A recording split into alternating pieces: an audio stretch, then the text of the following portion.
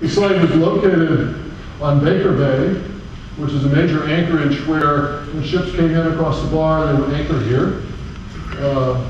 Some would come on upriver, but most would anchor here, so they had immediate access. Lewis and Clark's Fort Clatsop is here, but probably most importantly, Fort Astoria is there. So they're directly across the Columbia, an easy paddle from Fort Astoria there to Fort George.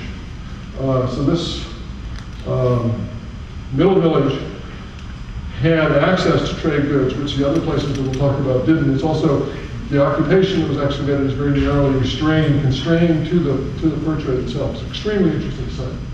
Meyer, with excavations, interior, this diagram looks at the interior, and these figures are 5'5" to give you a sense. The house is very large. Again, you can read these. This is a class, very large domestic site, very, very rich, and a tremendous array of artifacts. The house is huge. It was occupied for a period of approximately 400 years. It, on the other hand, was not accessible to the Columbia. It was only got there through wetlands. It's very obscure. It's not recorded in any journals. So we had assumed, as you'll see, that it had very little role, or fur trade impacted it very little. We thought, well, interesting comparison to Capitola. And it too was excavated by field schools. It has 6 really large houses. You can read all this material. Again, like Meyer, it's a big, major village. It was occupied for several hundred years. It was established around AD 1450. We focused most of our effort on 2 of the houses. Lewis and Clark visited. It was one of 19 villages in the area. It was abandoned around 1833. And this is its location. This is an earlier one. We think it was moved there. It was probably moved around several times. This is the last location. Lewis and Clark. This is Richfield, Washington. Lewis and Clark camped there. And then the plank house you'll see is the little blue rectangle. And it had a significant role in the fur trade. Unlike Meyer, it had a major role in the fur trade. From the first Europeans up the river under Lieutenant Broughton, all the way through the 1840s.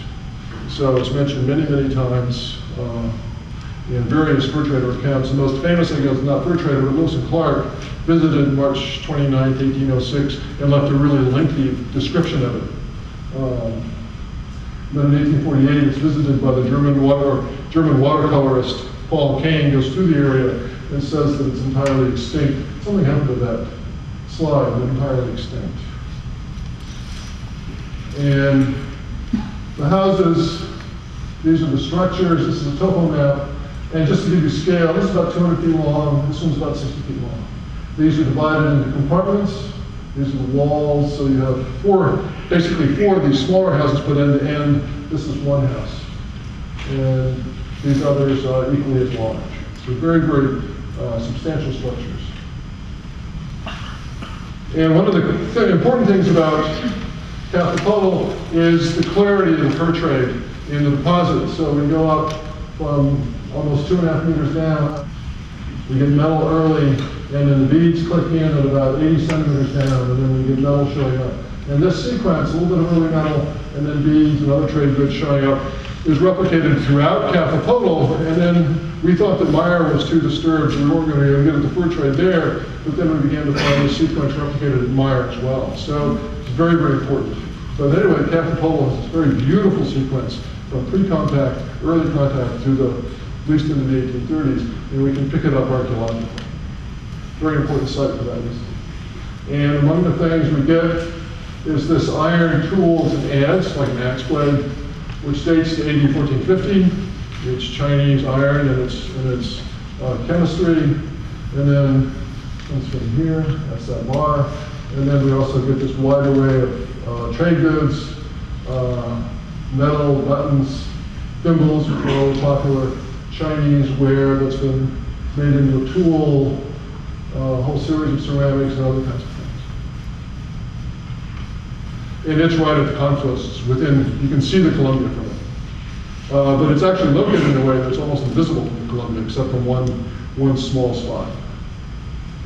So it's sort of protected, but it has it knows when somebody is coming and going. And there are a lot of accounts where people are going up to Columbia and suddenly they're intercepted by people from this really big village over there, and it's Capitola. They know they're coming. Tlaxcala is located in Bonneville, and it has these 7 small houses about the same size as the ones at Bell Village. It's not one of our projects, but a student of mine, Liz Sobel, who's now at Missouri State, used the data from it in their doctoral dissertation, so we're able to include it in our thinking.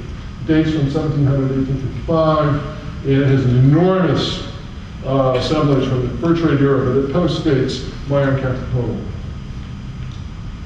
And it's right on the Columbia where they could have intersected trade up and down, and it's the best positioned actually of all of these sites to deal with the trade. So the research issues that guided us have to do with household production, and these are the issues from which we formulate hypotheses and other kinds of things to get at the details of archaeology. It's kind of frame what we're doing, and framed our questions about how to approach the fur trade. And also, archaeology is a matter of scale, so what we're going to do is go at this from scale, from household scale. We're going to work our way up for a little while. So, at Capitola, just looking at Capitola, you saw this map. And some of these patterns I don't understand. So, for example, this is in house 1, this is the high status section of the house. We're pretty sure of that. We associate acquisition of metal maybe with high status. This is a low status compartment within the house, and it has metal, and for some reason it has the heaviest metal. It doesn't have a lot of metal. The metal is very large and very, very heavy. In contrast, this one, you have ceramics scattered around here and there, but the ceramics are primarily concentrated in this sort of middle status part of the household. We might have assumed, well, ceramics might be high status, so it might be in there, but actually that has fairly average levels. This is significant numbers of ceramics. What we find in here are trade goods that are directly related to traditional high status, like this iron dagger. Other objects that are associated with traditional high status, like copper beads, are actually located in this structure, which we're pretty sure is low status. This structure actually has an unusual number of copper beads. All of our copper beads are made out of trade copper. So the patterning we get, there's no clear, at the household level, there's no clear association between status and access, or at least the way in which trade goods get deposited, which might suggest that status wasn't involved at the household level, or it wasn't a full aspect of how people engaged in the fur trade. We'll come back to copper later.